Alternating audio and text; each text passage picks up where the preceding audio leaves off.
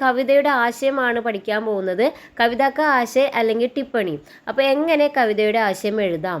ആദ്യം നമ്മൾ കവിതാക്ക ആശയ അല്ലെങ്കിൽ ടിപ്പണി എന്നൊരു ഹെഡിങ് കൊടുക്കണം. എന്നിട്ട് നമ്മൾ എന്ത് ചെയ്യണം? നല്ല ഒരു ഇൻട്രൊഡക്ഷൻ എഴുതണം. അപ്പോൾ ഇൻട്രൊഡക്ഷനാണ് ഞാനിവിടെ വായിക്കുന്നത്. നമ്മളിവിടെ ഡോക്ടർ കെ നാം മസ്ദൂർ കാ പത്ര എന്ന കവിതയുടെ ആശയമാണ് എഴുതാൻ പോകുന്നത്. അപ്പോൾ എന്തായാലും ഇപ്രാവശ്യത്തെ എക്സാമിന് വരുന്നൊരു ക്വസ്റ്റ്യൻ ആണ് ഇത്. അപ്പോൾ കൂട്ടുകാരെല്ലാവരും ഇത് കണ്ടുപഠിച്ചോളൂ. हिंदी के प्रसिद्ध कवि श्री बर्तोल्ड ब्रेख्त की सुंदर कविता है डॉक्टर के नाम मजदूर का पत्र. അപ്പോൾ സ്റ്റാർട്ടിങ് എന്ത് എഴുതണം? കവിയെക്കുറിച്ചും പിന്നെ കവിതയുടെ പേരും കൊടുക്കണം. ഹിന്ദിക്ക് പ്രസിദ്ധ കവി, ഹിന്ദിയിലെ പ്രസിദ്ധ കവിയായിട്ടുള്ള ശ്രീ ബർത്തോൾഡ് ബ്രെഖ്ത്, കവിയുടെ പേര് എഴുതുമ്പോൾ എപ്പോഴും ശ്രീ എന്ന് ചേർത്ത് എഴുതുക കേട്ടോ. ശ്രീ ബർത്തോൾഡ് ബ്രെഖ്തിൻ്റെ സുന്ദരമായ കവിതയാണ് ഡോക്ടർ കെ നാം മസ്ദൂർ കാ പത്ര. ഇനി ആ കവിത എന്താണ് എന്ന് ജസ്റ്റ് ഒന്ന് മെൻഷൻ ചെയ്യാം. യഹ് ഏക് മസ്ദൂർ ലിഖെ പത്ര കെ രൂപമേ പ്രസ്തുത കിയാ ഹേ. ഇത് ഒരു തൊഴിലാളി എഴുതിയ കത്തിൻ്റെ രൂപത്തിലാണ് എഴുതിയിട്ടുള്ളത്, പ്രസിദ്ധീകരിച്ചിട്ടുള്ളത്.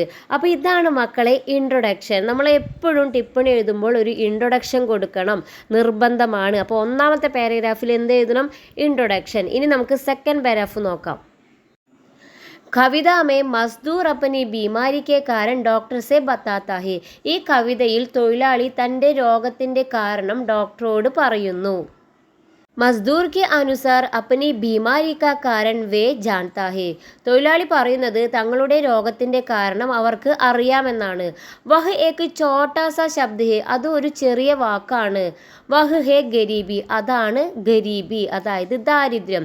അപ്പോൾ ഇത്രയും നിങ്ങൾ പഠിച്ചൊന്ന് എഴുതി കഴിഞ്ഞാൽ ബാക്കി നമുക്ക് എന്ത് എഴുതാം? ഇപ്പോഴും നമ്മുടെ സെക്കൻഡ് പാരാഗ്രാഫാണ് നമ്മളിപ്പോൾ പറയുന്നത്.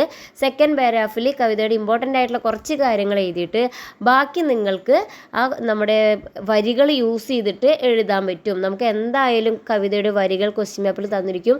ആ വരികൾ നമുക്കിങ്ങനെ സെൻറ്റൻസ് ആക്കിയിട്ട് ഹേ ഹേ എന്നൊക്കെ ചേർത്തിട്ട് അങ്ങോട്ട് എഴുതി കഴിഞ്ഞാൽ നമ്മുടെ സെക്കൻഡ് പാരാഗ്രാഫ് ഫുള്ളായി.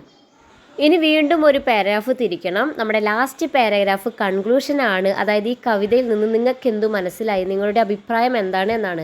അപ്പോൾ നമുക്ക് എഴുതാം. ഡോക്ടറോം കെ ദായിത്വ പർ വിചാർ ഉഠാനെ വാലി യഹ് കവിത ബഹുത്ത് സുന്ദർ ഹേ.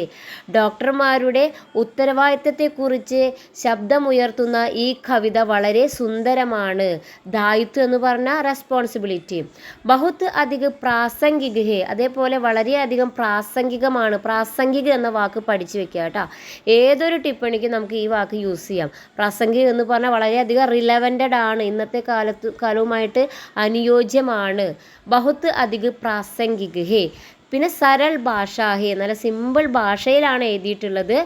സന്ദേശാത്മക കവിത ഹേ എന്ന് പറഞ്ഞാൽ വളരെയധികം മെസ്സേജ് ഉള്ള കവിതയാണ്. അപ്പോൾ ഇതാണ് ഈ ഒരു ടിപ്പണി. അപ്പോൾ എല്ലാവരും നാളത്തെ എക്സാമിന് ഈ ടിപ്പണി പഠിച്ചു പോവുക. ഇത് ഉറപ്പായിട്ടും ചോദിക്കും.